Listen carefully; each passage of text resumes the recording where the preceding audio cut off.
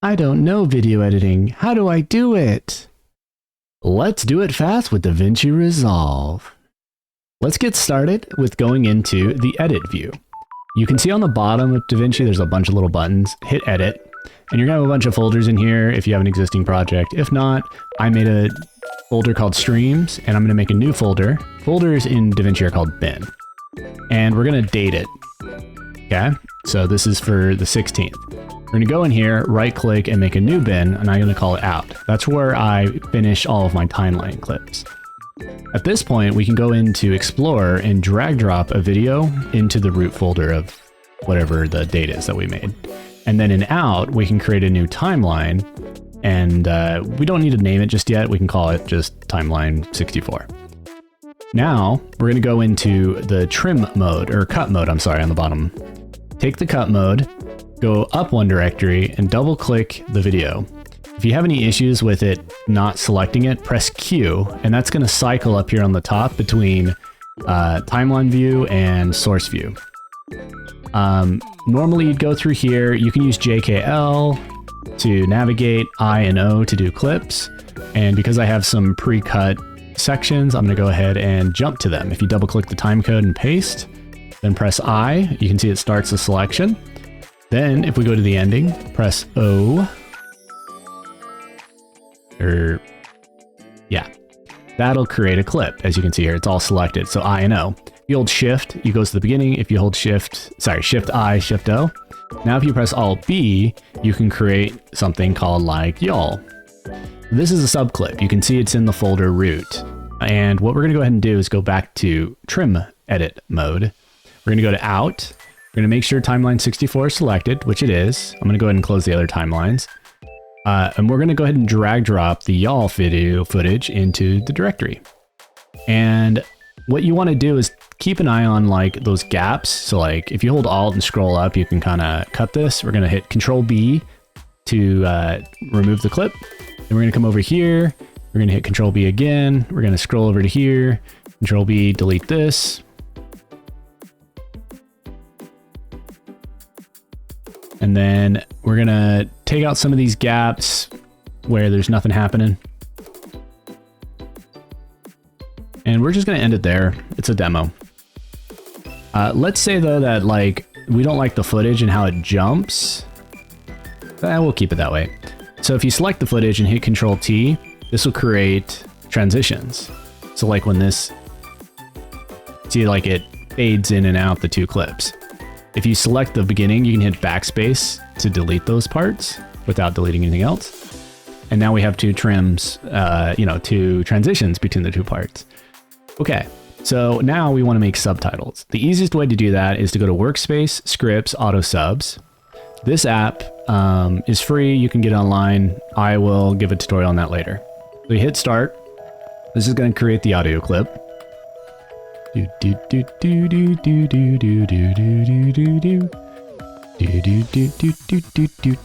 it sometimes messes up like this. If it does, just hit it again. Sometimes that fixes it. Oh, of course it did, and then I stopped it. Let's try it one more time. There it goes. Then it'll transcribe. This is a short clip, so it should be very fast. And once it's done, it's going to add elements on a new layer on the video on the timeline. Eventually, if it transcribes. There it is. Now you can go ahead and hit add to timeline, and you can see there's all these little clips. Now, if we scrub on the video and press L,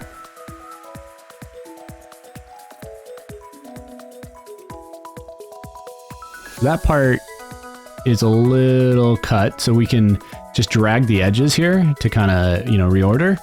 And once they're together, you can even drag them like that. There you go. So now we got the audio more or less synced up. So next, maybe you want to tweak the audio levels. What you can do to that is right click, hit the normalize audio levels, YouTube, and I usually say independent. Cool.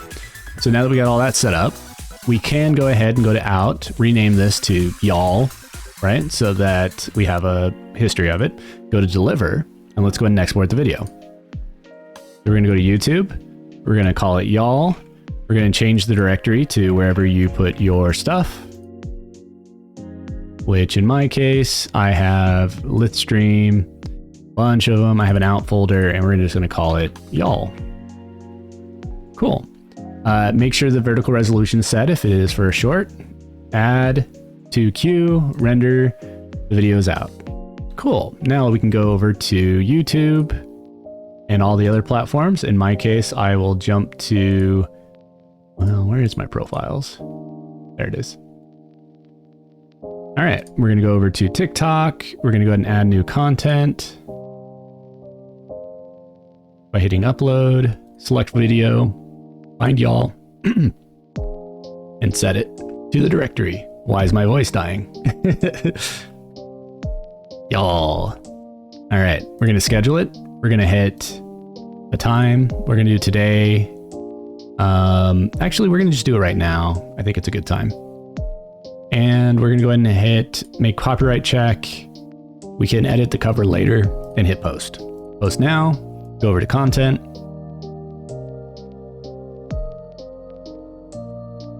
Hit create, upload, select, find y'all again.